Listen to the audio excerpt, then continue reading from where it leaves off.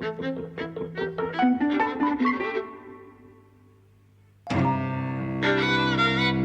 and welcome to Eavesdropping at the Movies. I'm Mike. And I'm Jose. And we're talking about The Two Popes today. Yes. This was a request from a listener named Usman. So thanks for requesting this. Because I started to watch this when it came out in 2019. And they actually speak a lot of Latin and Spanish and all sorts of languages in it.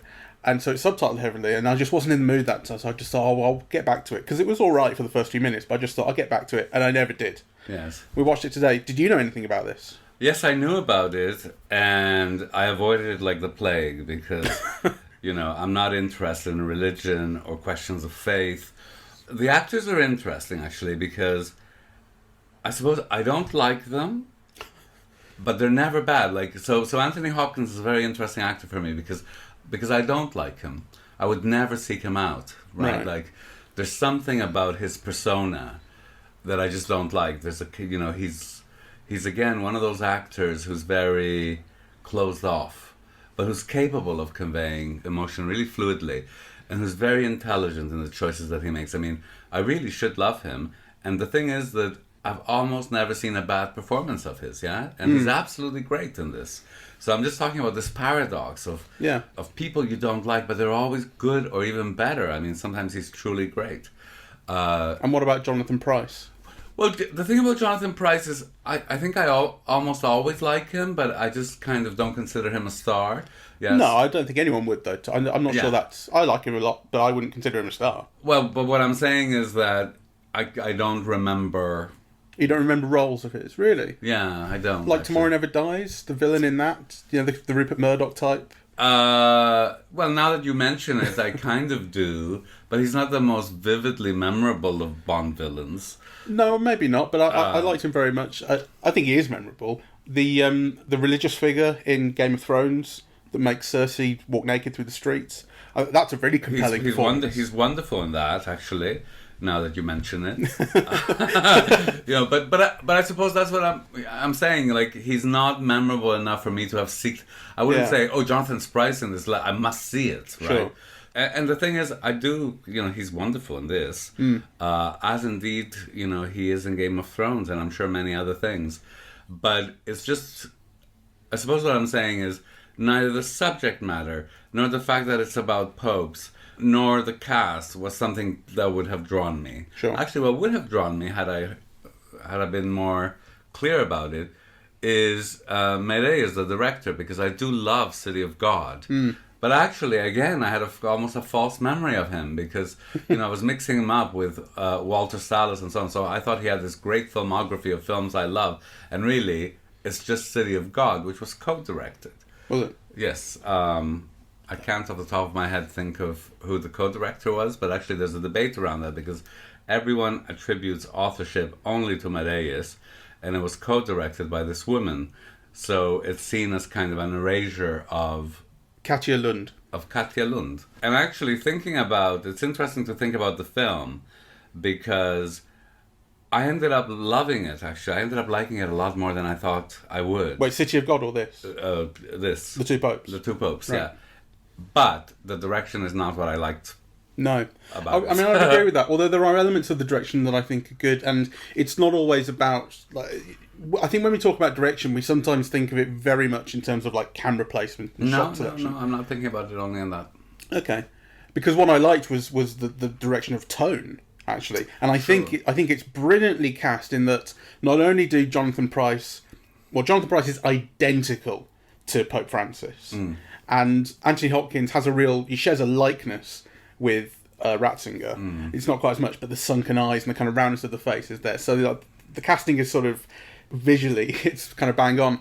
And the two actors, their chemistry is great, and they are able to, as a kind of two-hander and as a double act almost, they do the comedy well together and they do the drama well together. And the film, as you discovered, is based on a play.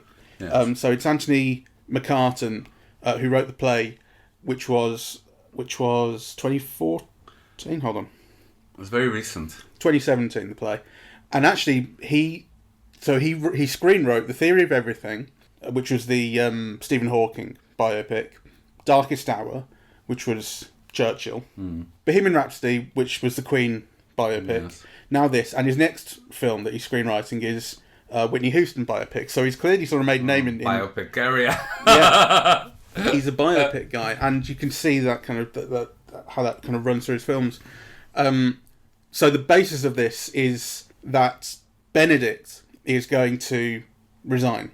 It's interesting that the film starts off with his election as Pope, and it's filmed and edited like an action scene almost. Like it's so quick, and you're going from shot to shot to shot as all these cardinals are voting. And what I didn't know is that Francis came second in that vote, and Benedict is ambitious, and everyone talks about him as such, and everyone talks about Francis as humble. And the one cardinal says, "Well, you're the perfect choice for Pope because the one person who should be leader is the one person who doesn't want to be," and all that. So it's a very, very simple setup at that point. And there were these shots of Hopkins looking over at Francis, or Bergoglio, as his name was before he took his papal name. With this kind of, "You're the one I have to eliminate," and so on. The setup is very simple. And as the film goes on, you get to this point where Bergoglio wants to resign, and he flies to the Vatican and spends these few days with Benedict talking it over. And Benedict reveals to Bergoglio that he wants to resign. And so this thing kind of emerges of these complexities in the characters emerged, and particularly Bergoglio's past in Argentina. Because I thought it was interesting that that's interrogated, and it's all about his fear that there's at least a perception, and he fears it kind of really happened, that he didn't do as much as he could have. Yeah, well, I think what he really fears is that he collaborated with the Argentinian junta. That's right. Of 1976, and he certainly didn't do enough, he feels, to help the other Jesuits, which he was the head of. Yes. And he kind of left them he fired them, right, because they disobeyed his orders, and he fears he had a kind of a moment of ego. He fired them, and that left them without the protection of the church. And Benedict points out to him, "But you saved so many people, you helped families, so all of that I find quite suspect anyway. He's looking for absolution, I suppose. Or if not looking for it, no, he's not looking for it actually, because he's just saying, "No, I have to live with this, and this is why I can't be Pope." But he's offered absolution, which is interesting. But I think it was kind of interesting that Benedict is kind of popularly known as the Nazi Pope, right? And there are a couple of times in this film where passers-by... I hate the way that word is used. I agree. Bandied around like that. So, and I've been, when I was sort of, when he became Pope, and that was the thing in the papers, was he was in the Hitler Youth, right? And I kind of made jokes about that as much as anyone. And the more you read into it, you're like, well, he was 14 years old. You had to be in the Hitler Youth, and it doesn't mean you liked it, right? And I think he deserted towards the end of the war. So it's not like he was, well, I don't know, it wasn't there, and I don't know too much about it, but I don't think it was like he was a kind of all singing, all dancing Nazi, right? Anyway, things are always more complex. But the film doesn't talk about that at all. The film shows two kind of passers-by in vox pops on the street saying, "Oh, the Nazi Pope, he should never have been elected." And it doesn't make any effort to... The film's not saying he wasn't Nazi. The film is very much saying this is these people's opinion, and it's just the perception. Well, but he is seen as being a very conservative pope and very retrograde, and kind of so the Nazi element of his youth, it also goes hand in hand with what's seen as being anti quite a lot of things, anti-women, anti-homosexuals, anti-changing the churches in any ways. So. And when he becomes Pope, there's this thing about the first few things he does is just says no to things. Yeah, exactly. And it's like Trump when he becomes president signing executive orders. Like, there's a shot of him that's a bit like that. That may not be a coincidence that it's framed in that way, like him behind the desk signing stuff. It's like Trump had all those photo opportunities doing that. Mind you, so do so many presidents. Let me take over because I want to throw some things at you. Ooh. So, one of the things that I felt whilst watching the film, because I think the film really worked on me emotionally. Okay. Right, I think resistance, to oppression. I have a vulnerability to that. I always find it moving, even if it's trash. And, on the one hand, I thought, I don't think this is a great film. On the other hand, I'm being very moved by it. And also, the film really is dealing with a lot of very important issues, about the poor, globalization, the role of conscience, resistance to authority, what are your principles and how do you live them? Like, Yeah, in many ways, they're kind of many of the important questions in life. Yeah, also, love and marriage and desire and the hiding of crimes, the collaborating with crime, and also the hiding of crime to protect, something else. I mean, I thought, so in a way, this is like a serious film. Yeah, it's about kind of, important issues. And on the other hand, I think it's working through those issues through a point of view that I reject, because as soon as you begin to bring faith into the equation, you're talking about things in a different way. Yeah, it's like the candle went up, the candle went down, right? Right. Yeah. So I had a very mixed response, and I had a kind of a mixed response to it also, as a work of art. Yeah, that on the one hand, the performances are great, the tone is great. I really responded to it. I laughed in the right places. I was highly moved. And then you think, well, but this is not really a good film. Yeah. So, and I want to know what you think in all of those areas.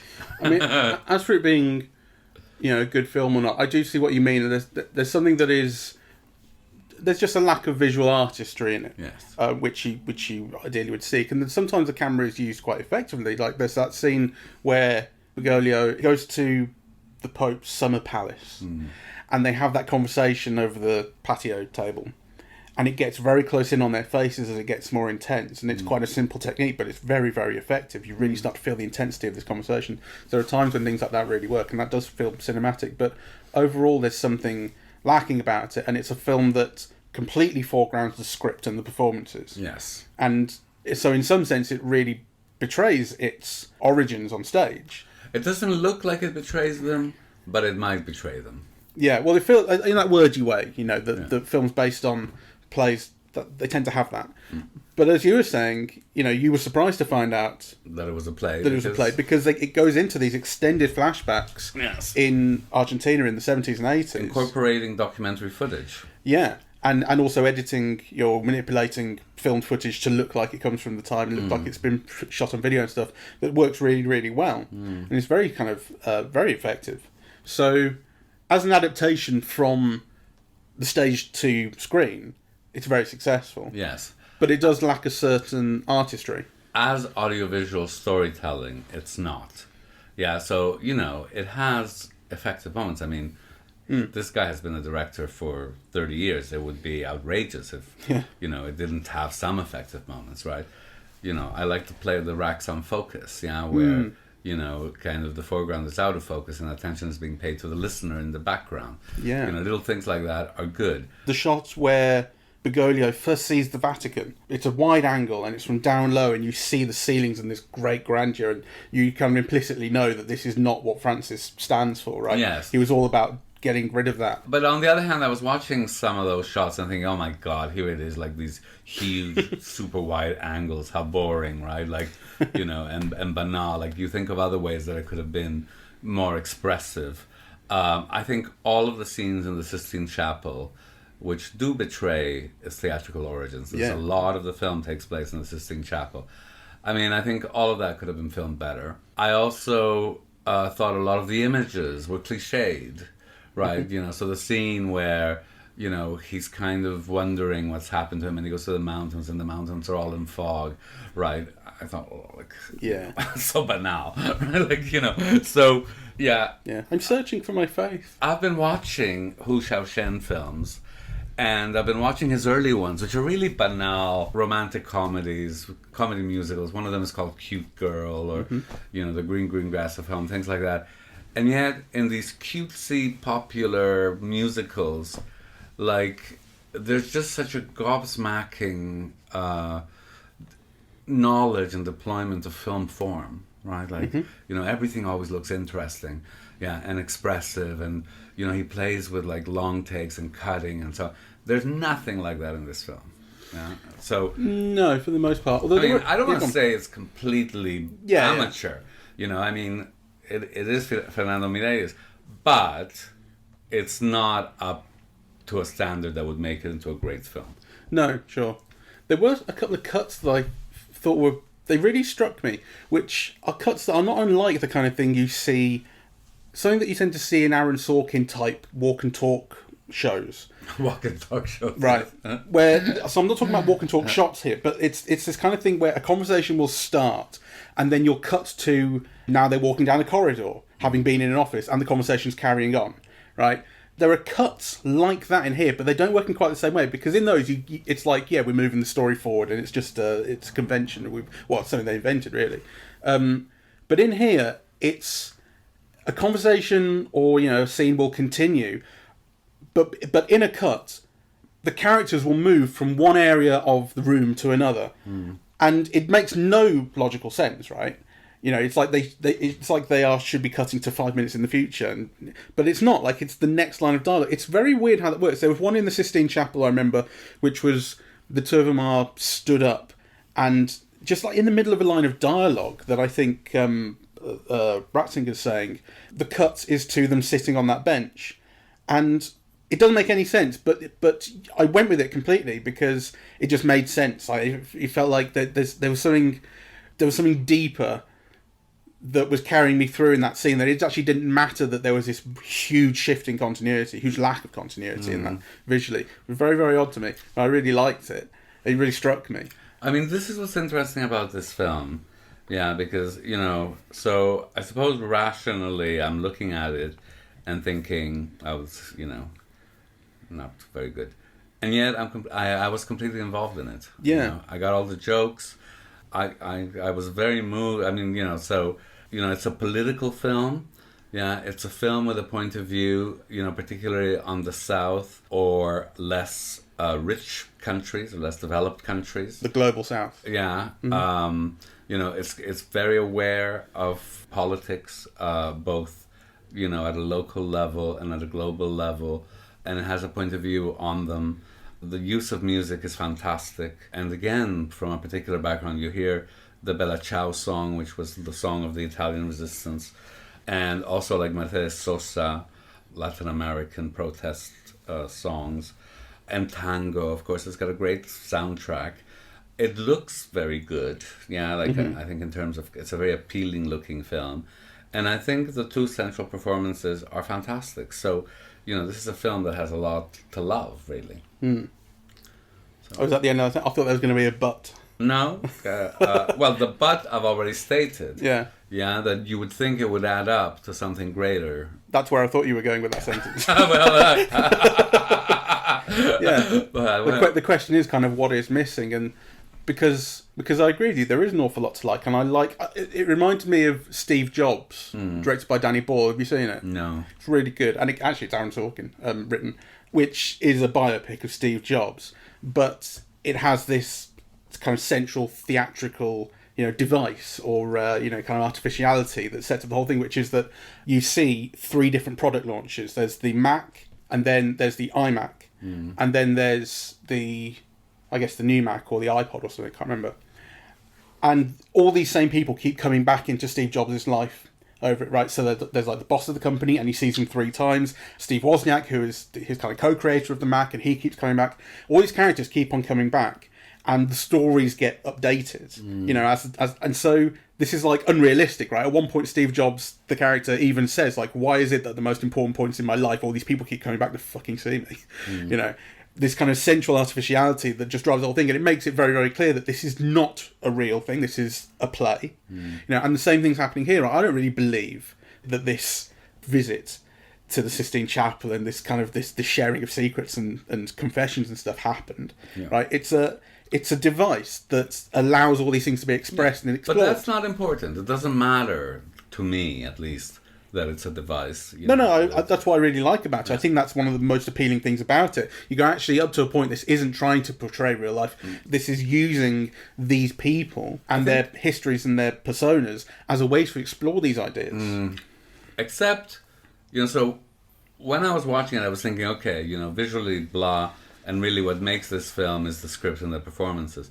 But then I was thinking, well, actually, I also have doubts about the script, right? Because I think what the film is trying to do is set up these 2 popes as almost opposites that it then reconciles, that it then brings together, right? So the Anthony Hopkins character is the political maneuverer, chatting everybody up and shaking hands with everybody and getting elected, right? And then, the other one is like, uninterested, above politics, a man of the people, but you think, you don't get to be the head of the Jesuits in Argentina and Uruguay if you're completely unambitious, right? It must take enormous executive and, people skills. Yeah, well, people skills were shown that he has, but it must take an executive, an extraordinary amount of ambition and executive skills, to achieve that position, right? Head of the Jesuits, then cardinal, then actually he was politically savvy enough, to actually handle a dictatorship. Though he was criticized for how he handled it, but I think that's a situation in which you can't win, right? Like, if you're living under a dictatorship, either you die or you compromise. You deal with them in some form. You probably try to deal with them as little as possible, but you can't not deal with them. It's not your choice to make, right? So a figure who can do all of those things is not like this unambitious kind of, I just don't believe it. I'm not sure unambitious is exactly the right word for him, though I do agree with you that the film does there is a feeling to the way the character is written and portrayed that he kind of falls into these positions that he didn't really want or strive for. I agree with that. But I think unambitious is not quite the point, or not quite the idea. He has this thing about the church needs to change. We're losing people. I have different ideas about gay people, about all these conservative ideas. The banks. But I'm not sure that he's shown or portrayed as lacking ambition to change that. But there's this feeling of it will never change, and that's more where he's coming from. That were I Pope, I would do these things, he says. But he does kind of have this feeling of it'll never happen, and therefore why sort of try? It would never be me. The whole way the character is drawn up is as someone who's wanting to withdraw, so he doesn't want to be Pope, right?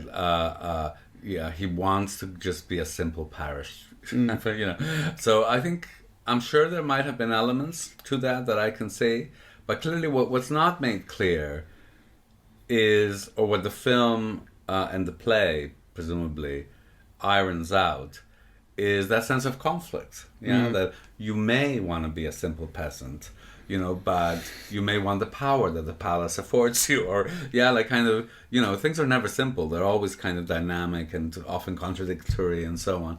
But in attempting to make of the two popes kind of opposites that are then brought together, it makes things too simple.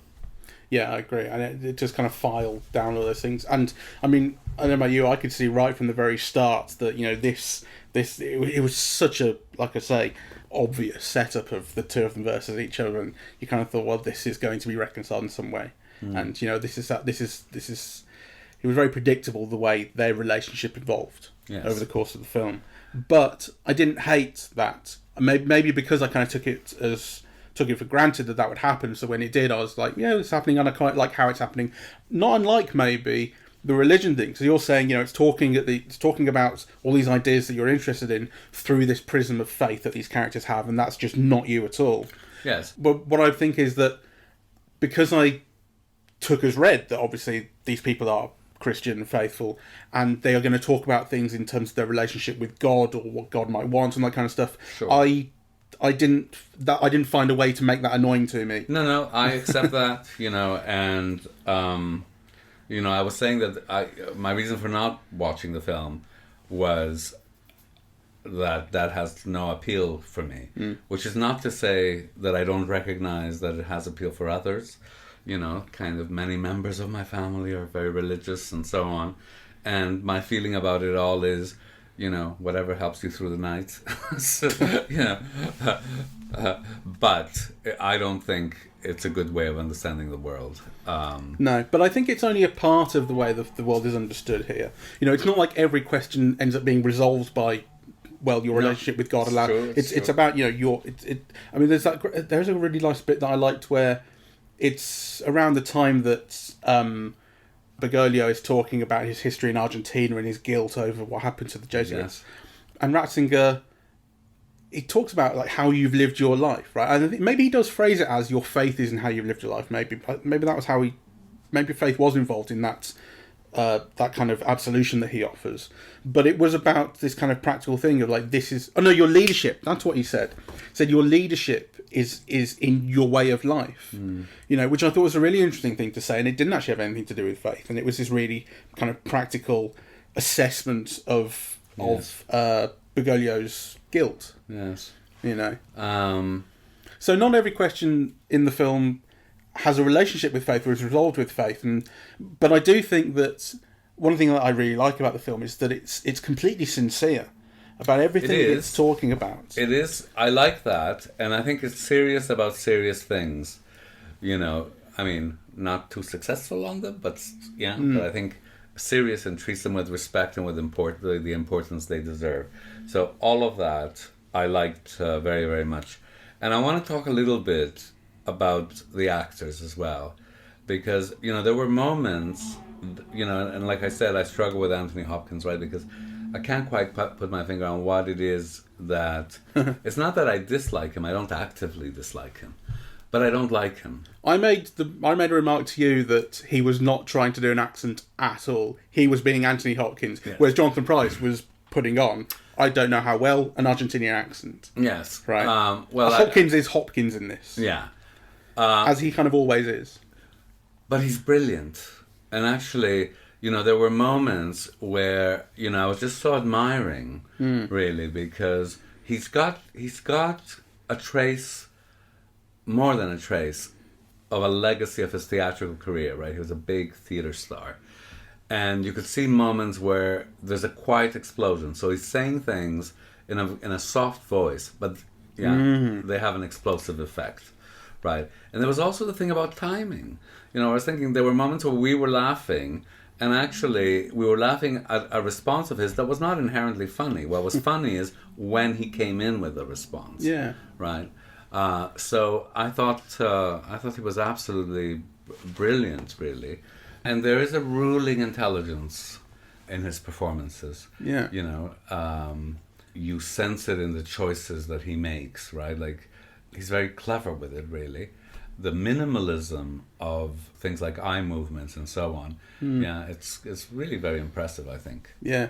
There's a bit in this where he raises his eyebrow in one line of dialogue, and I thought, oh, I saw you do that. There's something about that really weird. I saw you. Do you know what I mean? Yes. Because you think, as you're performing that, you're thinking consciously about, okay, I'll raise my eyebrow now. Or is it something that just happens? I don't know. There were two things more I wanted to bring up. One was the football, okay, which we all laughed at, and I at least enjoyed, but which feels cheap and twee. This is the watching the World Cup final at the end. Yeah, but actually, the use of the football his club, being a football fan throughout the film, actually. Yeah, Francis which is a football reaches its peak. Yeah. Early. No, at the end. I found it all kind of a bit obvious and cliched, yeah. It might be true, but the way that it's presented is like one of the things that makes him like a man of the people is his love of football, and and they use it as a kind of a joke, yes, like going to the bar, the raising your arms, so it's all audience pleasing, mechanisms, in the plot, to get the audience on board and to please the audience, but which felt a bit cheap. When he becomes a priest, and the priest who invites or whatever says hello, says, "You know what you're giving up," and he says, "Yes, I even know her name," and then he says, "Well, at least I've still got my football team." Yes. Yeah, I know what you mean. Maybe that is kind of emblematic of the way that the film works, in that it ends up going for simplified ideas or solutions or things, or kind of things that are not easy to reconcile and ultimately please an audience. That it's a film that ultimately won't challenge you, right? I don't think it's a film that invites you to think about these ideas of guilt and our histories and collaboration and fascism and globalization. It brings them all up. Yeah.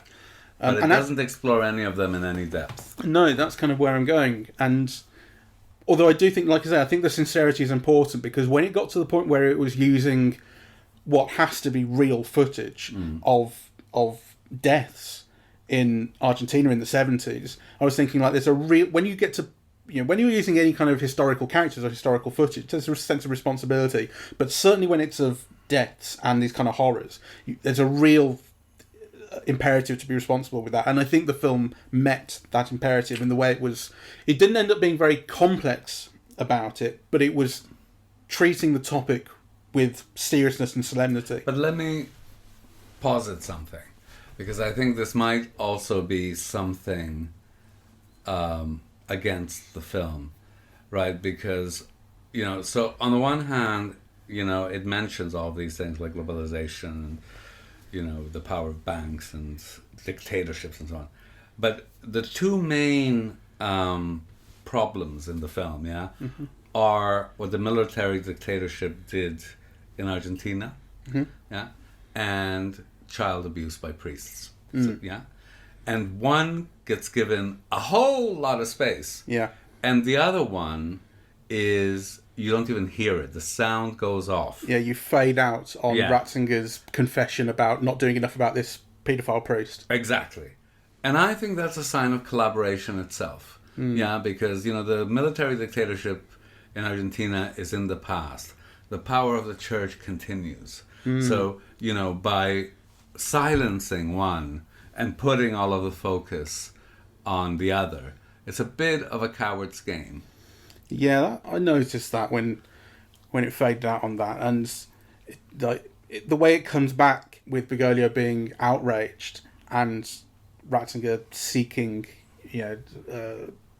absolution again, I guess, forgiveness. You get like, it's one of the things where the power is in not hearing it, but actually the power would be in hearing it, and it is chickening out to not talk this out. Yeah. And, so all of the offenses of the church itself are whispered or silenced, right? So, the accent is on, what degree of collaboration did you do with the military dictatorship? Did you do it to save lives? Could you have done more? Was it collaboration? But actually, the church's own control over these actions, over this whole other scandal, which we see increasing examples of, throughout the last 30 years, and the church's inaction in that, the film chooses to follow the church's path and keep silent about it. And that is a real problem with the film, I think. Yeah, you do come out thinking that things, the church ended up needing reform at the end of this film, and that's what Francis offers. He offers reform and response to changing times, but it doesn't say the church has been responsible for horrible crimes, which it absolutely has. Yes. Yeah. So now let's bring it back, because to the ending thing. Whereas I want to say, to wrap up, in spite of all of that, I really liked it and recommend. Yeah, so do I. And actually, it's maybe not unlike The Trial of the Chicago 7, which is another fucking Sorkin, which we watched recently, where at the end we were like, well, it was a lot less painful than we thought. Yes. Well, to be fair... This was enjoyable. Very enjoyable. And actually, to be fair, from the first kind of few minutes that I'd seen back when it came out, I thought it was charming. I think it is charming. And so, I wasn't surprised to find that charm carried through, which was not the case with the Chicago 7 film. Like, that was better than I thought it would be. But I do think, I think charming is a word I would associate with this. It's charming. The characters are charming. The way they're played is charming. A lot of the dialogue is charming. Very funny. The characters share jokes. They get on. It's like it's a pleasant place to be in that respect. Yes, but like other films, they diminish in the mind the more you think about them. Yeah, that might be the case as well. All right. So, thank you very much for listening. We are eavesdropping at the movies, and we are on Apple Podcasts, Google Podcasts, Spotify, SoundCloud, and YouTube. On social media, we're on Facebook and Twitter, and the website is eavesdroppingatthemovies.com. Bye-bye. Bye-bye.